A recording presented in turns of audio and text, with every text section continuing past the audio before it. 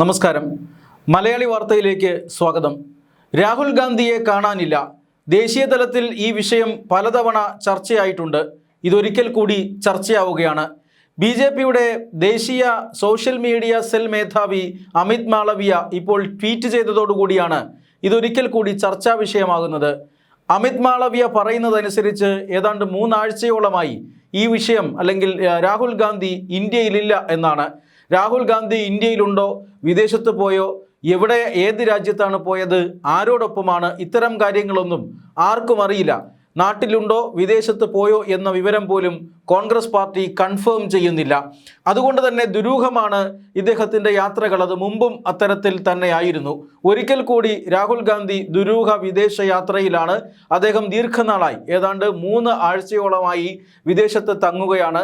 മാത്രമല്ല കോൺഗ്രസിനകത്ത് വലിയ ആശങ്കകളും അതുപോലെ തന്നെ നേതാക്കൾക്കിടയിൽ മുറുമുറുപ്പും ഇതിനോടകം തന്നെ തുടങ്ങിക്കഴിഞ്ഞിരിക്കുന്നു.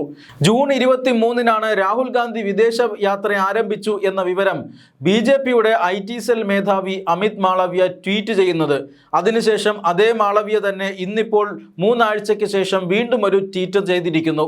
എന്ന് പറഞ്ഞാൽ രാഹുൽ ഗാന്ധി എവിടെയാണ്, ഏത് വിദേശ രാജ്യത്താണ്, ആരോടൊപ്പമാണ്, എന്തിനാണ് അദ്ദേഹം ഈ വിദേശയാത്ര നടത്തിയിരിക്കുന്നത്? പാർട്ടിയിൽ അതിനിർണായകമായ പല കാര്യങ്ങളും നടക്കുന്ന സമയത്ത്, രാജ്യത്ത് അത്തരത്തിലുള്ള വളരെ നിർണായകമായ രാഷ്ട്രീയ നീക്കങ്ങൾ നടക്കുന്ന സമയത്ത് രാഹുൽ ഗാന്ധി ഇവിടെ എന്നാണ് അമിത് മാളവിയ തന്നെ ചോദിക്കുന്നത്. ഇത് അമിത് മാളവിയ ഇന്നാണ് ഇങ്ങനെ ഒരു ചോദ്യം ഉന്നയിച്ചതെങ്കിലും കോൺഗ്രസിനകത്ത് കഴിഞ്ഞ 2-3 ദിവസമായി മുറുമുറുപ്പ് തുടങ്ങിയിരിക്കുന്നു. കാരണം ദേശീയ രാഷ്ട്രീയത്തിൽ വലിയ വലിയ സംഭവ വികാസങ്ങളാണ് നടന്നുകൊണ്ടിരിക്കുന്നത്. പാർലമെന്റിൽ ഒരു ഭരണഘടനാ ഭേദഗതി പാസാക്കാൻ കഴിവില്ലാതിരുന്ന BJP സർക്കാരിന് ഇപ്പോൾ ഭരണഘടനാ ഭേദഗതി പാസാക്കാൻ, വളരെ എളുപ്പത്തിൽ പാസാക്കാൻ കഴിയുന്ന രീതിയിൽ 3/2 ഭൂരിപക്ഷം പോലും ഉണ്ട് എന്നാണ് പറഞ്ഞു കേൾക്കുന്നത്. അത്രമാത്രം പൊളിറ്റിക്കൽ ഓപ്പറേഷൻ ഇന്ത്യയിൽ പല സംസ്ഥാനങ്ങളിലായി നടന്നു കഴിഞ്ഞിരിക്കുന്നു. മഹാരാഷ്ട്രയിൽ ശിവസേന 2ആയി പിളർന്നുകൊണ്ട്, നേരത്തെ തന്നെ പിളർന്നിരുന്ന ശിവസേനയുടെ ഒരു കഷ്ണം, അതായത് ഈ ഉദ്ധവ് താക്കറെ വിഭാഗം ശിവസേന, അതിനെ വീണ്ടും പിളർത്തിക്കൊണ്ട് 9-ലധികം MP-മാരാണ് BJP പക്ഷത്തേക്ക് വന്നത്. മാത്രമല്ല ആം ആദ്മി പാർട്ടിയിലെ MP-മാർ, രാജ്യസഭാ MP-മാർ അതിനു മുമ്പ് തന്നെ BJPയിലേക്ക് വന്നു. ആകെ 10 MP-മാരിൽ 7 പേരും BJPയിലേക്ക് വന്നു. പശ്ചിമ ബംഗാളിൽ ഏറ്റവും വലിയൊരു ഓപ്പറേഷൻ നടന്നു. അവിടെ മമതാ ബാനർജിയെ അധികാരത്തിൽ നിന്ന് താഴെ ഇറക്കിയെന്ന് മാത്രമല്ല, ആ മമതാ ബാനർജിയെ പൂർണ്ണമായും ഇല്ലാതാക്കുകയാണ് അവിടെ ചെയ്തത്. 80 MLA-മാരിൽ 19 പേർ മാത്രമാണ് മമതാ ബാനർജിക്കൊപ്പം ഉള്ളത്. മാത്രമല്ല 20ഓളം MP-മാർ BJP ഭാഗത്തേക്ക് ഇപ്പോൾ NDA പക്ഷത്തേക്ക് ഇപ്പോൾ വന്നു കഴിഞ്ഞിരിക്കുന്നു. തമിഴ്നാട്ടിൽ ഇന്ത്യ സഖ്യം പൊളിഞ്ഞ് പാളീസായി പോയിരിക്കുന്നു. തമിഴ്നാട്ടിൽ കോൺഗ്രസ് ഈ DMK സഖ്യം ഉപേക്ഷിച്ചുകൊണ്ട് വിജയ്ക്കൊപ്പം പോയത് DMKയെ വല്ലാതെ ചൊടിപ്പിച്ചിട്ടുണ്ട്. അതുകൊണ്ട് തന്നെ കേന്ദ്ര സർക്കാരിനൊപ്പം ചേർന്നുകൊണ്ട് ചില രാഷ്ട്രീയ തിരിമറികളും അട്ടിമറികളും നടത്താൻ DMK ഒരുങ്ങിയിരിക്കുകയാണ്. ഇന്ത്യ സഖ്യത്തിൽ നിന്നും DMK മാറി, മാത്രമല്ല പാർലമെന്റിൽ തങ്ങൾക്ക് പ്രത്യേക ബ്ലോക്കായി ഇരിക്കാൻ അനുവാദം വേണം എന്നാവശ്യപ്പെട്ടുകൊണ്ട് സ്പീക്കർക്ക് അവർ കത്ത് നൽകി. അത് അവർ അനുവദിക്കുകയും ചെയ്തു. പശ്ചിമ ബംഗാളിൽ നിന്നുള്ള വിമത MP-മാരും ഇത്തരത്തിൽ പ്രത്യേക ബ്ലോക്ക് വേണമെന്ന് ആവശ്യപ്പെട്ടിട്ടുണ്ട്. ശിവസേന വിഭാഗത്തിൽ നിന്നുള്ള 9 MP-മാർ ഇപ്പോൾ NDA ഭാഗത്തുള്ള ഷിൻഡെ വിഭാഗത്തിലേക്ക് ചേർന്ന് കഴിഞ്ഞിരിക്കുന്നു. മാത്രമല്ല തമിഴ്നാട്ടിൽ DMK എന്തിനും തയ്യാറായി നിൽക്കുകയാണ്. ഇത് എന്തിൻ്റെ സൂചനയാണ്? ജമ്മു കാശ്മീരിൽ പോലും ചില MP-മാരും MLA-മാരും എല്ലാം BJPയിലേക്ക് വരുന്നു എന്ന വാർത്ത കേൾക്കുന്നു.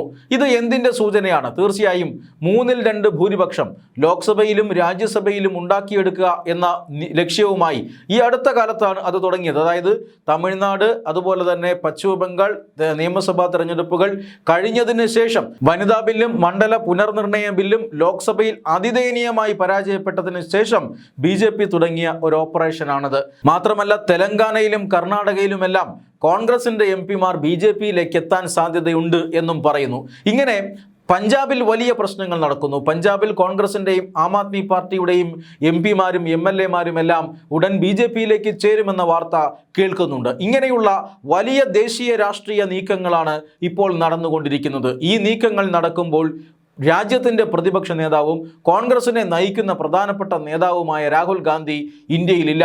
പകരം അദ്ദേഹം മറ്റേതോ അജണ്ടകൾ കൊണ്ട് വിദേശത്താണ്. ഇതിനെയാണ് സാധാരണ കോൺഗ്രസ് പ്രവർത്തകർ പോലും ഇന്ന് ചോദ്യം ചെയ്യുന്നത്. മാത്രമല്ല, പഞ്ചാബ് എന്ന സംസ്ഥാനം കോൺഗ്രസിന് ഒരല്പമെങ്കിലും സ്വാധീനമുള്ള സംസ്ഥാനമാണ്. BJPക്ക് ഒരു സ്വാധീനവും ഇല്ലാത്ത സംസ്ഥാനമാണ്. അങ്ങനെയുള്ള സംസ്ഥാനത്ത് അടുത്ത വർഷം തിരഞ്ഞെടുപ്പ് നടക്കാനിരിക്കുന്നു. ആ സമയം പഞ്ചാബിൽ സംഘടനാപരമായ വലിയ പ്രശ്നങ്ങളുണ്ട്. നേതാക്കന്മാരും പ്രവർത്തകന്മാരുമെല്ലാം കൂട്ടത്തോടുകൂടി BJPയിലേക്ക് പോകാനിരിക്കുന്നു. BJPക്ക് ഒരു സ്വാധീനവുമില്ലാത്ത ഒരു സംസ്ഥാനത്ത് BJP ഒരുപക്ഷെ അധികാരം പോലും പിടിച്ചെടുത്തേക്കുമെന്ന രാഷ്ട്രീയ സാഹചര്യം പഞ്ചാബിലുണ്ട്. കേരളത്തിലും സ്ഥിതിഗതികൾ വ്യത്യസ്തമല്ല. കോൺഗ്രസിന്റെ നേതൃത്വത്തിലുള്ള UDF സർക്കാർ കേരളത്തിൽ അധികാരത്തിൽ എത്തിയെങ്കിലും ഇപ്പോഴും ഇവിടെ ഒരു മുഴുവൻ സമയ സംസ്ഥാന അധ്യക്ഷന് നൽകാൻ പാർട്ടിക്ക് സാധിച്ചിട്ടില്ല. അതായത് സംസ്ഥാന അധ്യക്ഷനായിരുന്ന KPCC പ്രസിഡന്റായിരുന്ന സണ്ണി ജോസഫ് മന്ത്രിയായി മാറി. അദ്ദേഹം വൈദ്യുത വകുപ്പിന്റെ ചുമതലയുള്ള വ്യക്തിയാണ്. ഇതെല്ലാം കൂടെ തന്നെ കൊണ്ട് പറ്റില്ല എന്ന് അദ്ദേഹം പറഞ്ഞിട്ട് നാളുകളേറെയായി. ഒട്ടനവധി നേതാക്കന്മാർ KPCC അധ്യക്ഷ സ്ഥാനത്തേക്ക് വലിയ മത്സരം നടത്തുകയാണ്. വലിയ അടിപിടിയാണ് KPCC അധ്യക്ഷ സ്ഥാനം നേടുവാൻ വേണ്ടി കേരളത്തിൽ നടക്കുന്നത്. KC വേണുഗോപാലിൻ്റെ ഗ്രൂപ്പും VD സതീശൻ്റെ ഗ്രൂപ്പും രമേശ് ചെന്നിത്തലയുടെ ഗ്രൂപ്പും എല്ലാം ചേർന്ന് തങ്ങളുടെ നോമിനികളെ ഈ സ്ഥാനത്തേക്ക് എത്തിക്കണമെന്നാവശ്യപ്പെട്ടുകൊണ്ട് വലിയ കലഹം സംസ്ഥാനത്ത് നടക്കുന്നു. ഹൈക്കമാൻഡിന് തീരുമാനമെടുക്കാൻ പറ്റുന്നില്ല. കാരണം രാഹുൽ ഗാന്ധി സ്ഥലത്തില്ല, വിദേശത്താണ്. ഇങ്ങനെ ഓരോ സംസ്ഥാനത്തും കർണാടകയിൽ അവിടെ നേതൃമാറ്റം സംഭവിച്ചു കഴിഞ്ഞു. അതായത് സിദ്ധരാമയ്യ മുഖ്യമന്ത്രിയായിരുന്ന സിദ്ധരാമയ്യയെ താഴെ ഇറക്കി അവിടെ DK ശിവകുമാർ അധികാരമേറ്റു.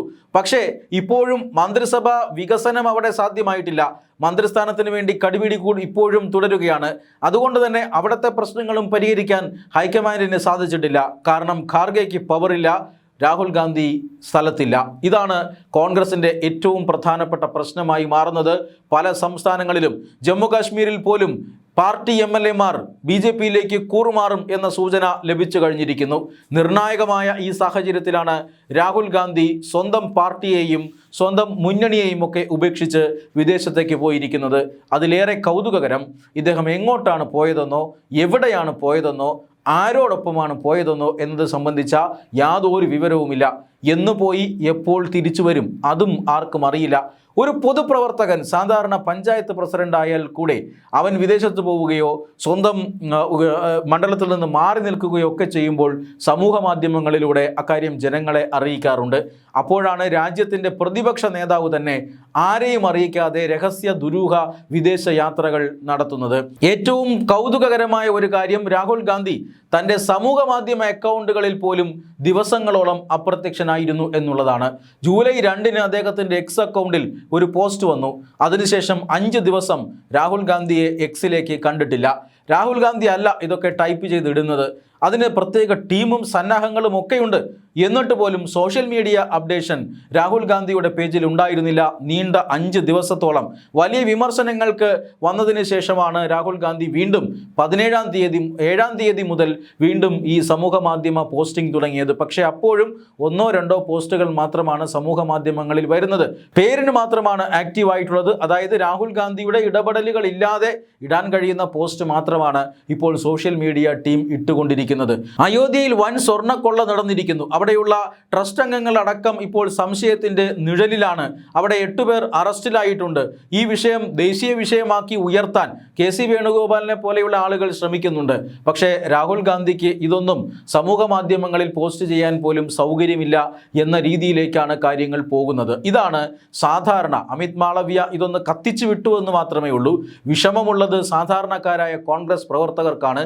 അവർക്ക് തങ്ങളുടെ നേതാവ് സ്ഥലത്തില്ലാത്തത് കാരണം പാർട്ടി പ്രതിസന്ധിയിലാകുന്നത് കാണേണ്ടി വരികയാണ്. ദേശീയ നേതാക്കൾക്കൊന്നും തന്നെ പാർട്ടിയിൽ വലിയ അധികാരങ്ങളൊന്നുമില്ല. എന്നാൽ അധികാരമുള്ള രാഹുൽ ഗാന്ധിയാകട്ടെ സ്ഥലത്ത് ഇല്ലതാനും. അതുകൊണ്ട് തന്നെ ഇവരെല്ലാം താടിക്ക് കയ്യും കൊടുത്തിരിക്കുകയാണ്.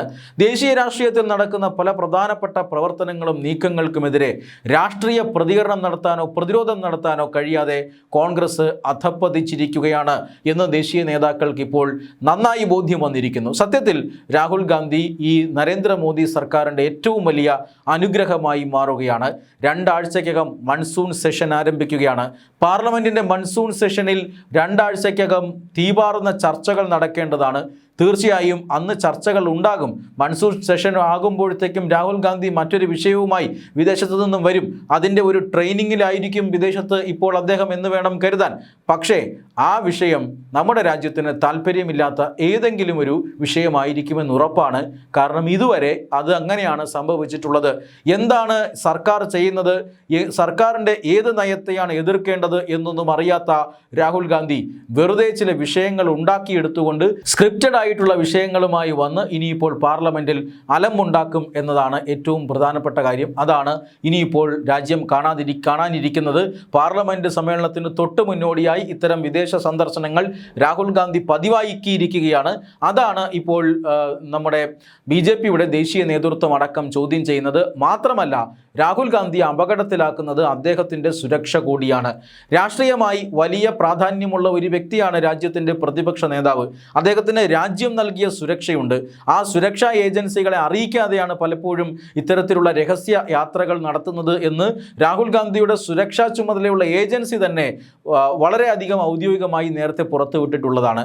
അതുകൊണ്ട് തന്നെ അദ്ദേഹത്തിൻ്റെ സുരക്ഷാ ഏജൻസികളെ പോലും അറിയിക്കാതെ അദ്ദേഹം ഇത്തരത്തിൽ ദുരൂഹമായ വിദേശ യാത്രകൾ നടത്തുന്നത് അദ്ദേഹത്തിൻ്റെ ജീവന് പോലും ഭീഷണിയാകുന്നുണ്ട്.